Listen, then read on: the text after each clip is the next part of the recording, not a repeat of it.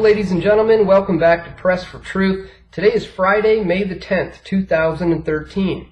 And this is a day which marks a major milestone for the ancient order of the Illuminati and the modern day Illuminati, as today, the capstone, if you will, has been placed on top of the One World Trade Center, now officially bringing its height to the symbolic height of 1776 feet. Now, if you're not familiar with who the Illuminati are or how this translates into the modern day Illuminati, this thing can be traced back to around this time in the year 1776. It was on May 1st when a man from Bavaria, Germany named Adam Weishaupt founded the Order of the Illuminati, and they considered themselves to be the enlightened ones, hence the name Illuminati. And it was the express aim of the order to overthrow all civil governments and to eventually form a one world government. And Adam Weishaupt believed that through his understanding of the occult and through his understanding through researching the ancient mystery religions, coupled with the fact that he had friends in high places like Nathan Rothschild of the Rothschild banking dynasty, that together they would be able to carry out the goals of the organization. And it didn't take long for the general population to become aware of this organization. In fact, the government of Bavaria published a document in the late 1780s which exposed the nefarious plans of the Illuminati, and they did so to warn fellow Europeans about this group. Now, did the bright lights of publicity just make them cower and just disappear from existence?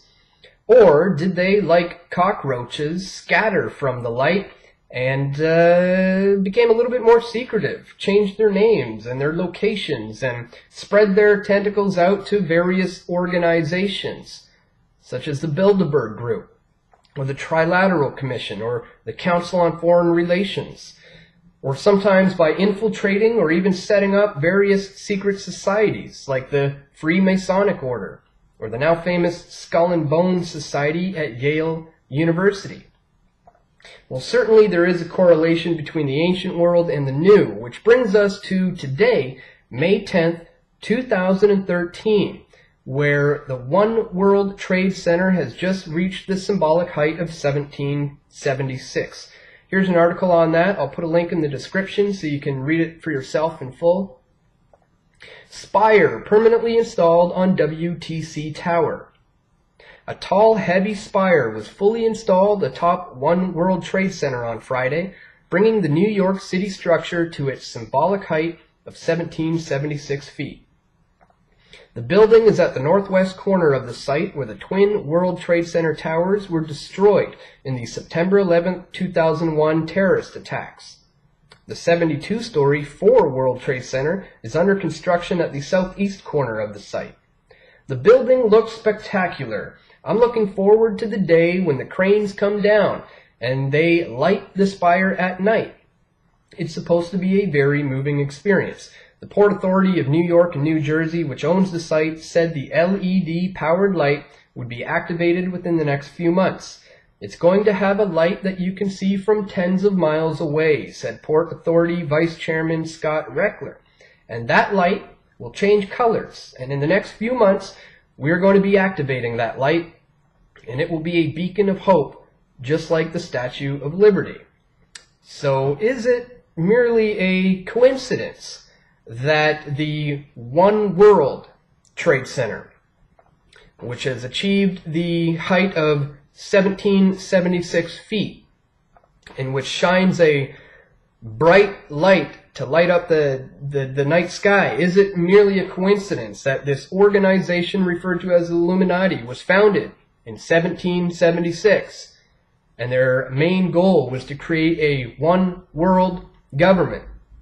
And they considered themselves to be enlightened, hence the name, the Illuminati.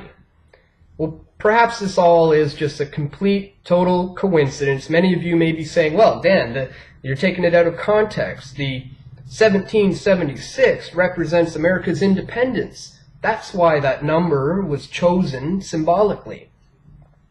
Well, let's take into consideration another structure here in my hometown of Toronto, Canada. We also have a very tall structure here called the CN Tower, and it also happens to have a lot of lights which light up the night sky. And wouldn't you know it, that the exact amount of stairs and steps that it takes to ascend from the bottom of the tower to the top is exactly 1776. There are exactly 1776 steps inside the CN Tower. Now, perhaps this is another complete coincidence. Obviously, it has nothing to do with America's independence. We are located here in Toronto, Canada, after all. So maybe this is all just one big coincidence, or perhaps the modern-day Illuminati is still engaged in setting up these structures through their knowledge of the occult, through their knowledge of sacred geometry and numerology. So could that be the case? Well, for those of us with ears for hearing and eyes for seeing, we're certainly going to continue to question these things, because knowledge is absolutely key. You have to understand that these enlightened ones want to hoard knowledge for themselves and want you to remain ignorant, especially in regards to what transpired on that day, 2001, on September 11th. In fact, that's why I produced the documentary film called The Toronto Hearings on 9/11, a 6-hour-long DVD that completely shatters the official story of what took place on that day. I interviewed expert eyewitnesses, scientists, and architects and engineers. I spoke with Lance DeHaven Smith and David Ray Griffin, Kevin Ryan, Richard Gage, Cynthia McKinney, David Chandler, Niels Harrod, Peter Dale Scott, and many, many others in this DVD, which is 6 hours long. And I would encourage you to check it out. The DVD is available at pressfortruth.ca. If you want to support the work that we're doing, and you can support Press for Truth by getting the DVD, or if you want to see the whole thing for free in its entirety, you can do that as well right here on my YouTube channel here at youtube.com/weavingspider. But again, folks, it all comes down to knowledge and how much you know and how much you don't know. So today I would certainly encourage you to check out the links in the description if you want to learn more about what actually transpired on that day. And again, this brings us to today, as the capstone on the One World Trade Center has been placed, and it has now reached the symbolic height of 1776. Could it all just be a coincidence, or could this relate to the ancient order of the Illuminati? Once again, folks, I'd encourage you to check out the links in the description. You can look into all this stuff for yourself. But for now, I'll leave you with a trailer to our film, The Toronto Hearings on 9/11. And other than that, that's all for today, folks. I hope you all have a great weekend, and I'll see everyone right back here on Monday at pressfortruth.tv.